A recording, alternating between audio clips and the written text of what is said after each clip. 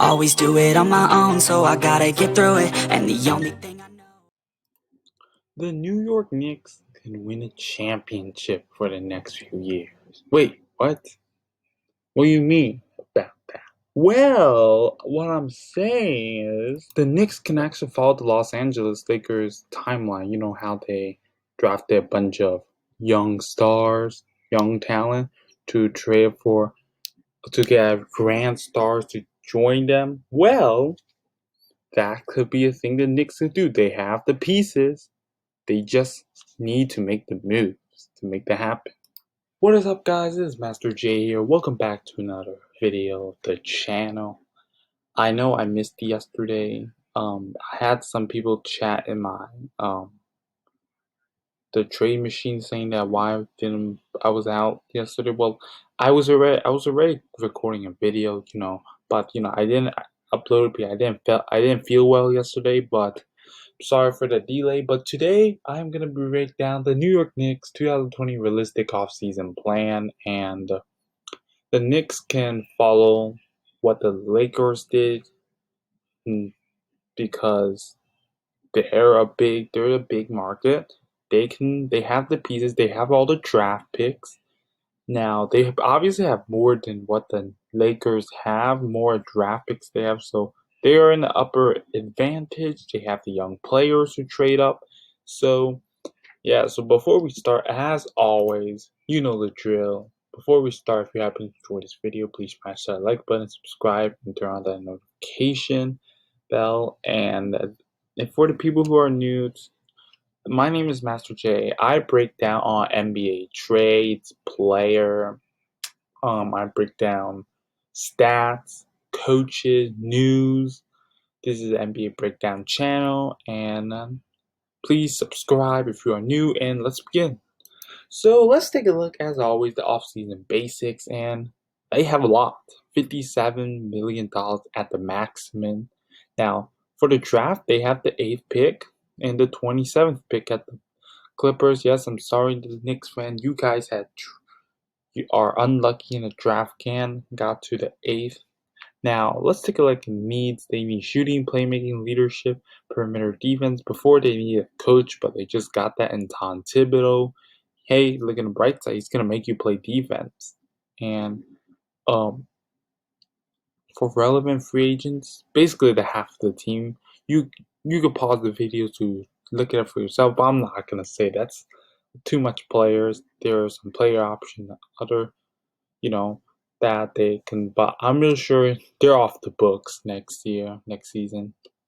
So now, let's take a look at the draft, and who should they draft? I mean, this year isn't the best draft, but with the 8th pick, if he falls to the 8th, which I think it's possible, and the Knicks really want to draft, and that is Obi Toppin.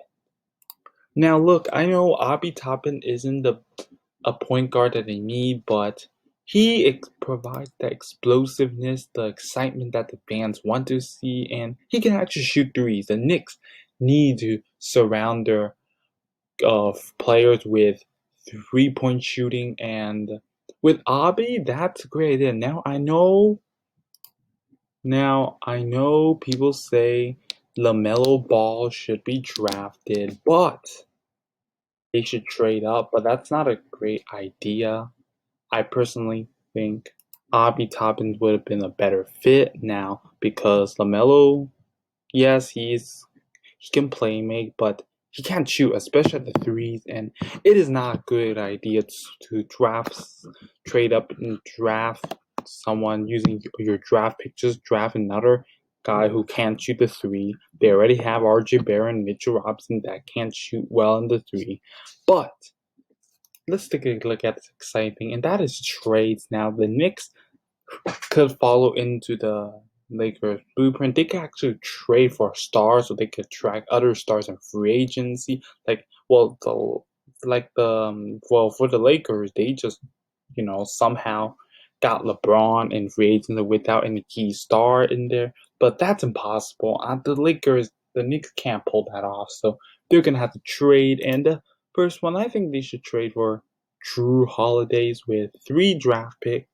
Taj Gibson, Julius Randle. Now, yes, I know Drew Holidays had lowered his trade value in the performance, but he's still worth 3 draft picks. And with Drew at the Knicks, yes, Drew Holiday, he could, he's that veteran point guard.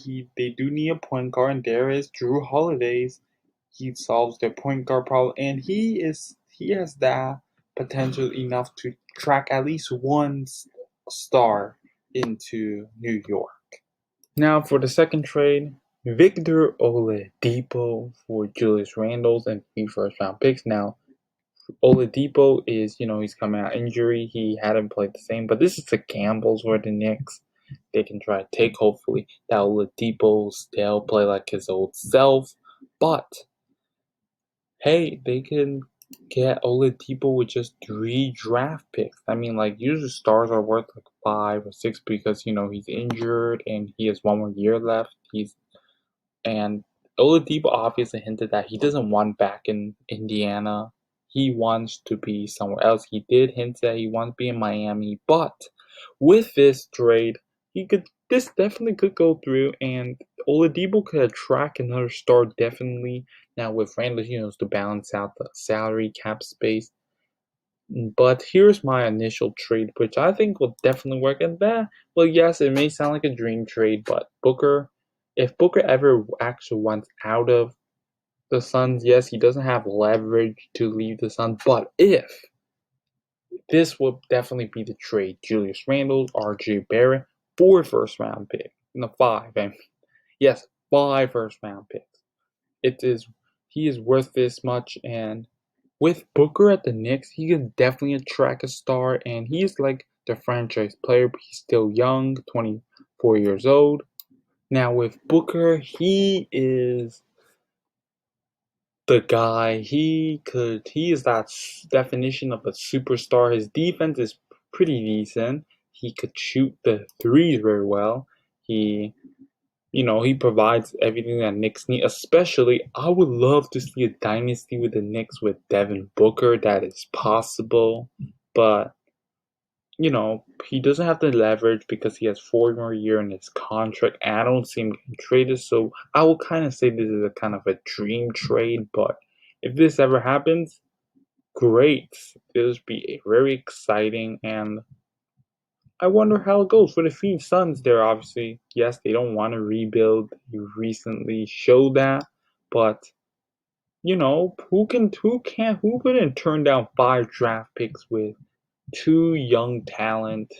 Now, free agents, and I say they should sign 2, and that is Fred VanVleet and Bogdan Bogdanovic. Now, Fred VanVleet, he is obviously point guard, fills their needs. Now, yes, you might say that he doesn't want to leave.